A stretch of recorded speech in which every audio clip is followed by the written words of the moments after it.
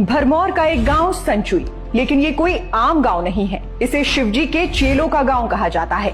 यहाँ के लकड़ी और स्लेट से बने पुराने मकान आज भी उस दौर की गवाही देते हैं जब खुद भोलेनाथ इस गांव में गद्दी के रूप में आए थे। कहानी कुछ यूं है। ब्रह्मपुर यानी भरमौर की स्थापना के समय संचुई में कुछ परिवार रहते थे। एक दिन भोले बाबा गद्दी वेश में गांव आए और एक घर में आटा नमक मांगने लगे। जहाँ बूढ़ी औरत ने कहा, बाबा हमारे पास कुछ नहीं। बाबा बोले, माई क्यों झूठ बोल रही हो, संदूक में आटा और बोरी में नमक रखा है। बात सच निकली। बूढ़ी औरत ने सामान देकर बाबा को विदा किया। बाबा बोले, मैं भेड़ बकरियां लेकर हड़सर जा रहा हूँ, अगर आप अपने बेटे को मेरे साथ भेज दें तो मैं एक भेड़ दूंगा। इतना सुनकर औरत ने अपने बेटे त्रिलोचन को बाबा के साथ भेज दिया। हड़सर पहुंचकर बाबा बोले, मेरी कुछ भेड़ें धंछों की तरफ चली गई हैं, तुम चलोगे उधर तो मैं तुम्हें एक और भेड़ दूंगा। त्रिलोचन खुश होकर बाबा के साथ चल पड़ा।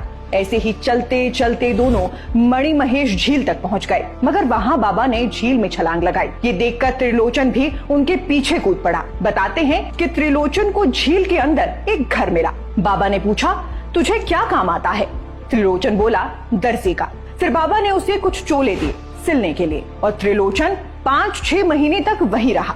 आखिर में बाबा ने प्रसन्न होकर दर्शन दिए और कहा, तुम अब त्रिलोचन महादेव कहलाओगे और तुम्हारे गांव के लोग मेरे चेले होंगे। तुम्हारे कुल का कोई भी व्यक्ति मेरी झील में नहीं डूबेगा और जो कहोगे सच होगा।